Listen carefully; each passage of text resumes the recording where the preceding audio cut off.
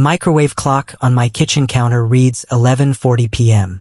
I had just closed my laptop after a long technical rehearsal when 3 quiet knocks rattled my front door.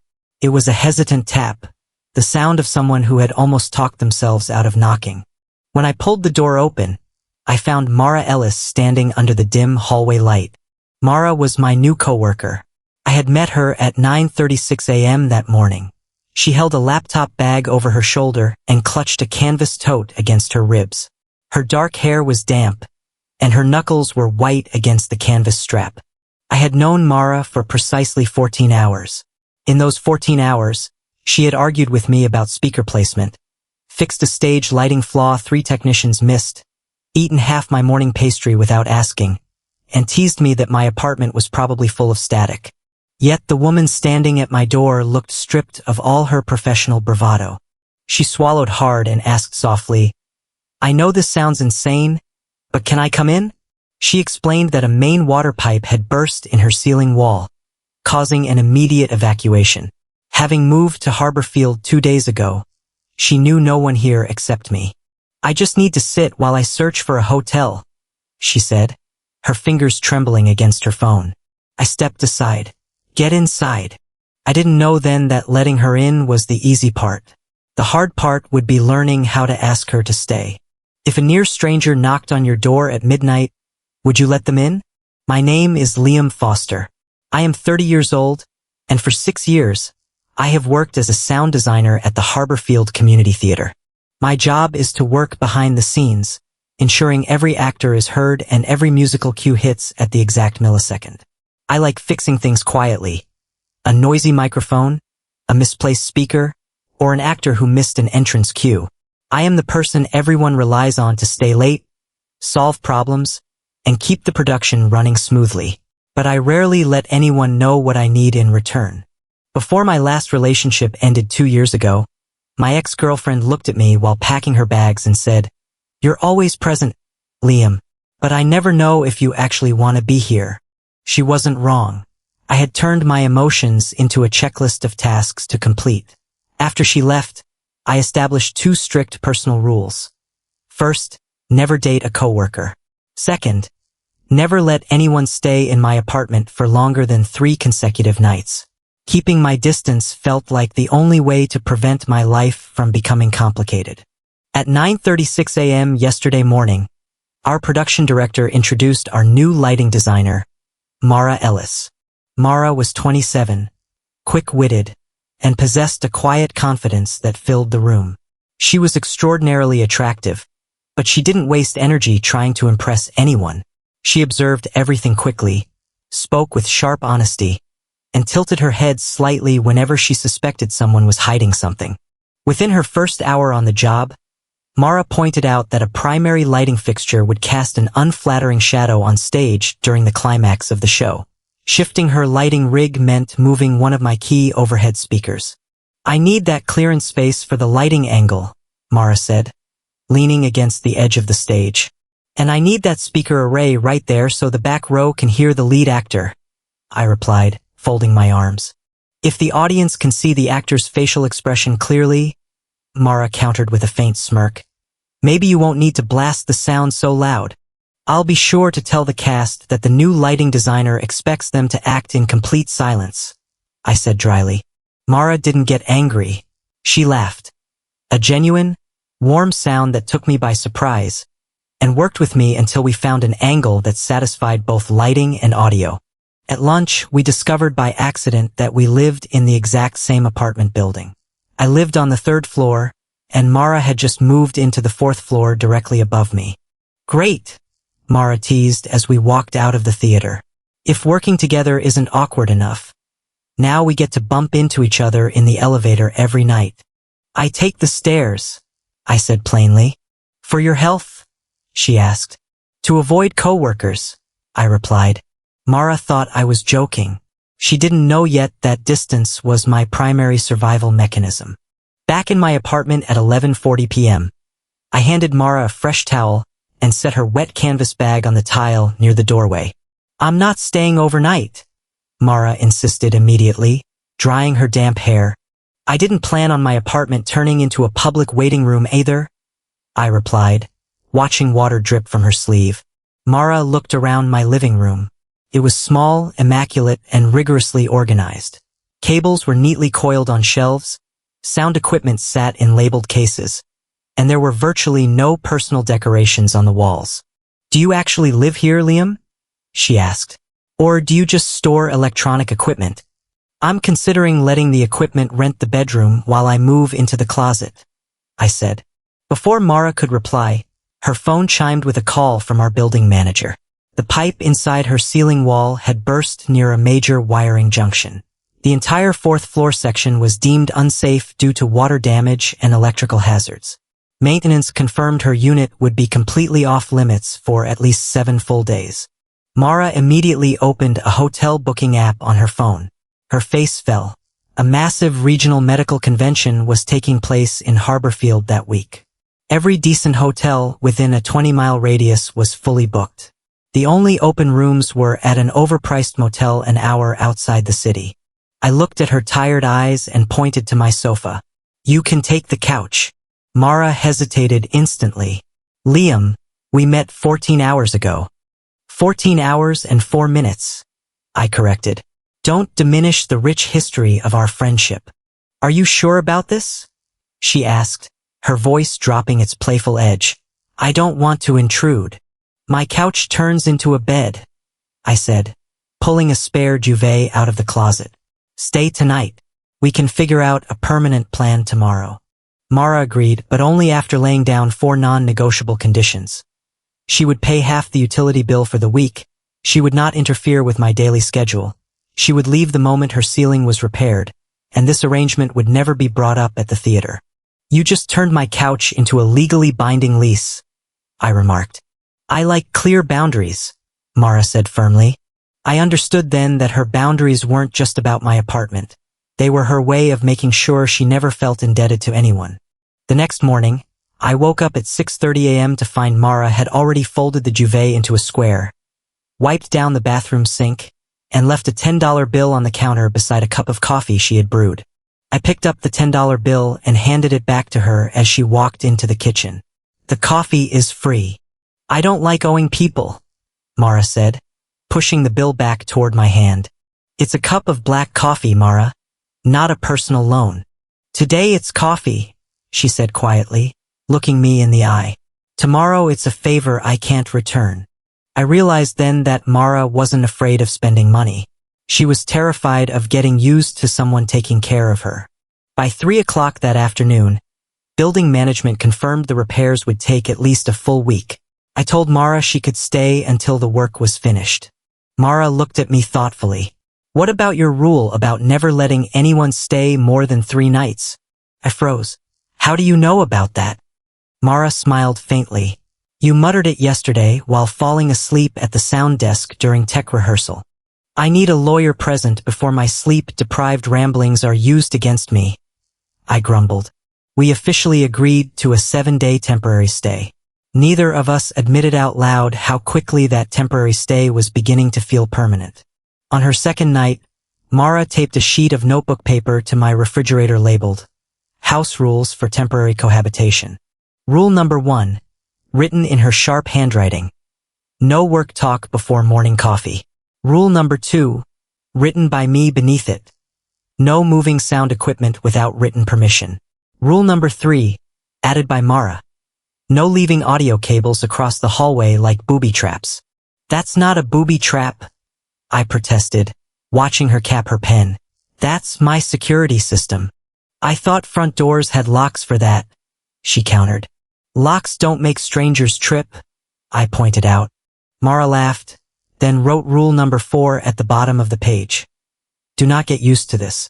I stared at that 4th rule longer than I intended. "Are you worried I won't let you leave?"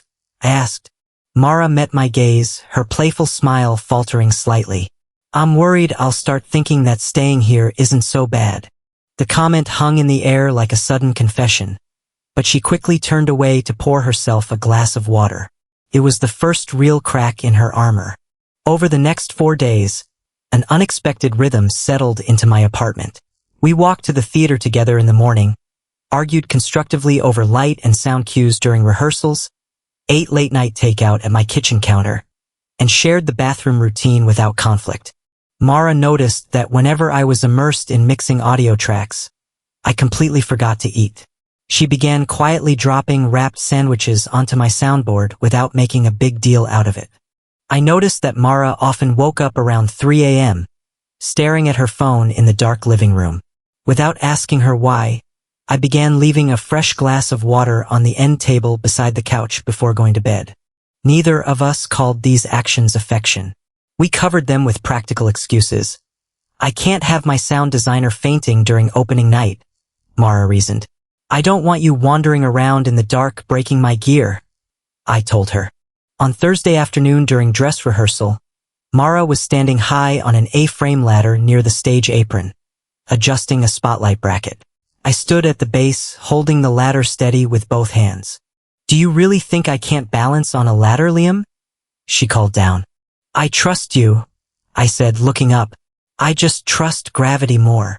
Mara adjusted the bracket, then looked down at me through the dim stage lights. If I fell right now, would you catch me? Depends, I replied easily. Is catching you covered under our roommate contract? I'll write an addendum, she murmured softly. She climbed down the steps. When her feet hit the wooden stage floor, she stepped backward, right into my personal space. Her hand reached out instinctively to brace against my shoulder. The faint scent of her jasmine shampoo drifted between us. Neither of us moved. My hand remained resting near her waist. You're blocking my light angle, Mara whispered, her eyes locked on mine. You're standing in my audio footprint, I muttered back. An audio footprint isn't a real thing, Liam. Yet you haven't taken a step back, I said softly. Mara swallowed hard, her breath catching before she quickly pulled her hand away and stepped back toward the lighting console. That night at my apartment, we sat on opposite ends of the sofa reviewing stage recordings. Why haven't you ever had roommates here before, Liam? Mara asked quietly. Or brought someone you were dating home? I don't like bringing romantic complications into my safe space, I answered honestly. Mara looked around the clean room. So letting a female coworker sleep on your couch for a week fits your definition of safe? You're not a romantic complication, I said before I could stop myself. Mara forced a dry laugh. Right? I'm just structural water damage. I saw the brief flash of hurt in her eyes and felt an immediate tightening in my chest. That's not what I meant, Mara. I meant, you don't make this place feel unsafe. You make it feel better. Mara stared at me, surprised by my honesty. I'm not sure if that's a compliment. Coming from me, I said quietly, that's practically poetry. I asked her then about her past. Mara hesitated, then revealed why she was so guarded about her independence. 2 years ago, she had lived with a partner who owned everything in their shared apartment. Every piece of furniture, every lease document, every major decision. When we broke up, Mara said softly, staring at her mug, I realized I didn't own a single key in that home. I was just a guest he allowed to stay until it became inconvenient. I promised myself I would never live anywhere again where someone could remind me that I was staying on their permission. I looked at her steadily. I would never do that to you, Mara. We've only known each other for 6 days, Liam, she reminded me softly. 6 days and 14 hours, I corrected quietly. Mara looked up, her breath catching. You're still counting? I remember the exact moment you walked into my life, I admitted. The confession sat between us, thick and undeniable. I quickly turned my attention back to my laptop screen, pretending to adjust an audio file, but Mara moved a few inches closer to my side on the sofa. On Friday night, I fell asleep on the couch while editing audio files on my laptop. When I woke up at sunrise, I found myself covered by the heavy duvet, and Mara was sleeping on the far side of the sofa, her hand resting inches from mine. I didn't move for 20 minutes, ignoring the numbness in my arm just to keep from waking her.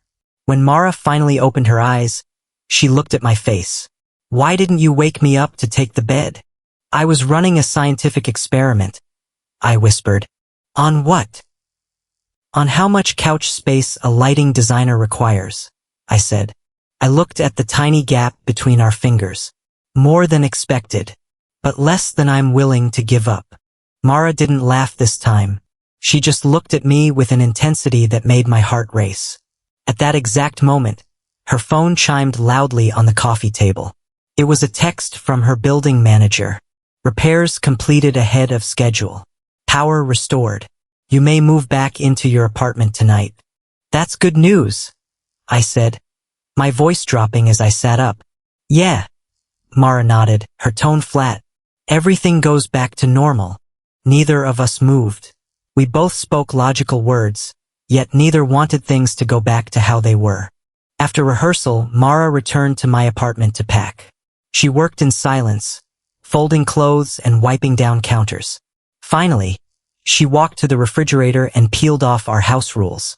You don't have to move everything upstairs tonight, Mara, I said from the kitchen doorway.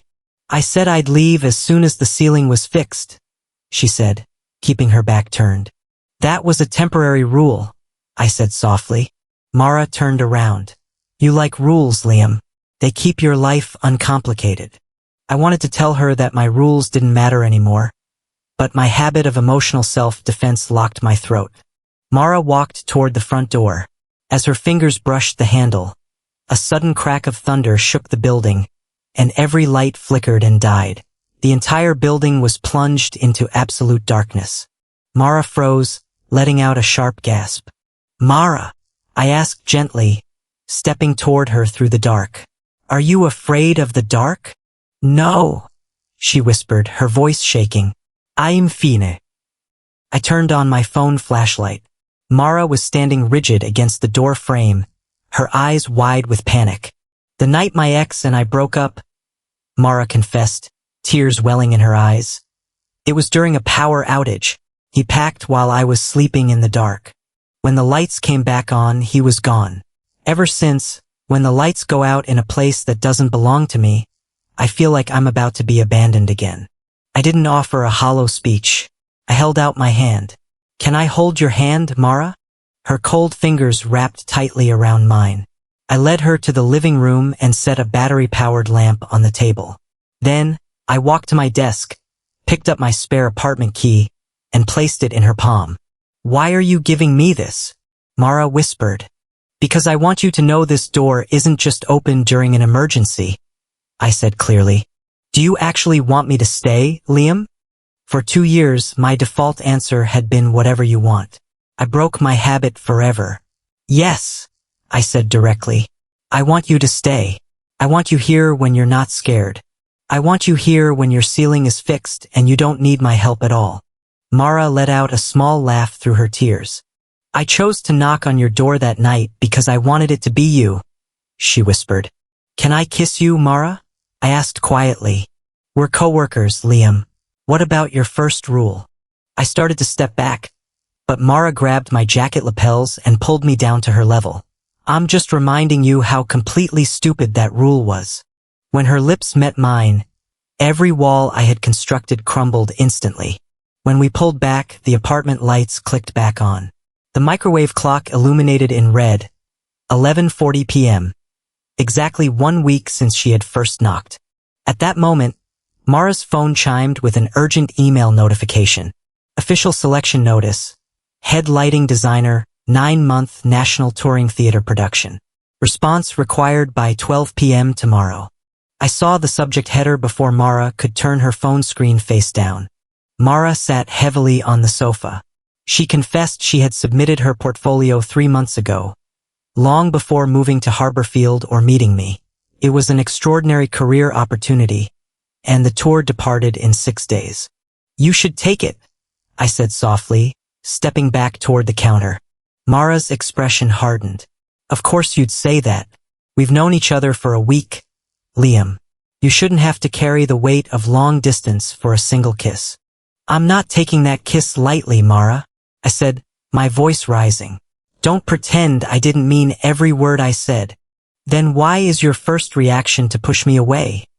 She demanded. Because I refuse to hold you back from your dreams, I replied passionately. If you turn down this tour to stay in my apartment, a part of you will look at me later and wonder what you sacrificed.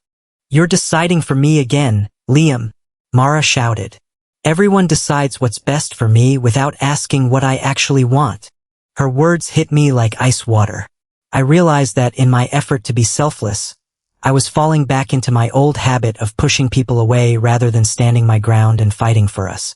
At the same time, Mara realized she was expecting me to prove my love by begging her to sacrifice her career. "I don't want you to leave, Mara," I said directly, my voice raw and steady.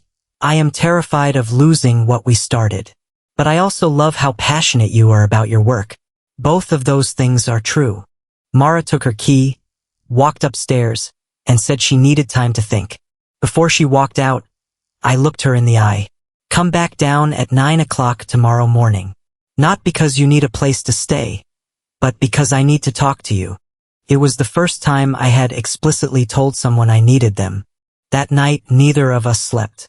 I sat at my kitchen table analyzing my master schedule. I realized my sound design work was done in advance. I could group my live mixing into 2-week blocks and travel on long weekends. Upstairs, Mara read through the tour contract, discovering the schedule was structured in phases with 5-day breaks between regional legs. At 9:10 a.m. the next morning, 3 clear knocks sounded on my front door. I opened the door immediately. Mara stood in the hallway with a notebook and 2 printed calendars. "Can I come in?" she asked quietly. "You don't need permission," I replied. "But I want to hear you say you want to be here." "I want to be here," Mara said softly, stepping across the threshold. "And I also want to take the touring job." "I want you to be here," I answered, framing her face with my hands. "And I want you to take the job too." We laid both calendars out on the table and built a concrete strategy. Video calls 3 nights a week, flying out to visit during every 5-day break, and re-evaluating after 3 months. I picked up the house rules sheet, took a pen, and drew a line through Rule 1. Never date a coworker. When a rule stops making sense, I said, "You change it." At 11:36 a.m., Mara clicked accept offer on her laptop screen. I handed her my spare apartment key once more. "That's not an emergency key," I smiled softly. "It's an invitation." The 9 months that followed were far from an effortless romance. There were missed video calls, flight delays during winter storms, and nights when Mara was too exhausted to speak. We had real arguments, especially when I defaulted to saying, "I'm fine," instead of admitting I missed her. But neither of us disappeared. Whenever doubt crept in, we picked up the phone and spoke the uncomfortable truth until the air cleared. I learned to say, "I need you," and Mara learned that letting me support her didn't mean losing her independence. When her 9-month tour concluded, her exceptional work led to a permanent senior designer offer at the Harborfield Community Theater. She moved back into the building, directly into my 3rd-floor apartment. At 11:40 p.m., exactly 1 year to the minute after her first knock, 3 familiar taps rattled my front door. I opened the door to find Mara standing in the hallway, holding a small overnight bag, her eyes sparkling with mischief. "Which pipe burst this time?" I asked, leaning against the doorframe with a grin. "No pipes," she replied. "Hotels all booked?" "Not a single one." "Then why aren't you using your key?" Mara smiled softly, repeating the exact words she had whispered a year ago. "Can I come in?" I took her hand and pulled her across the threshold. "Come in. Not just tonight. I want you here for every night after this." Mara pulled out our old house rules sheet, picked up a marker, drew a line through "Do not get used to this," and wrote beneath it in clear handwriting, "Never pretend you don't want the other person to stay. Real love isn't about finding someone who never leaves. Mature love is about building a space where both people feel safe enough to speak their truth, free enough to pursue their dreams, and brave enough to keep choosing each other every single day." If a near stranger knocked on your door at 11:40 p.m. with nowhere else to go, would you let them in and risk everything? Or would you stay safe behind your locked door? Let me know your thoughts in the comments below.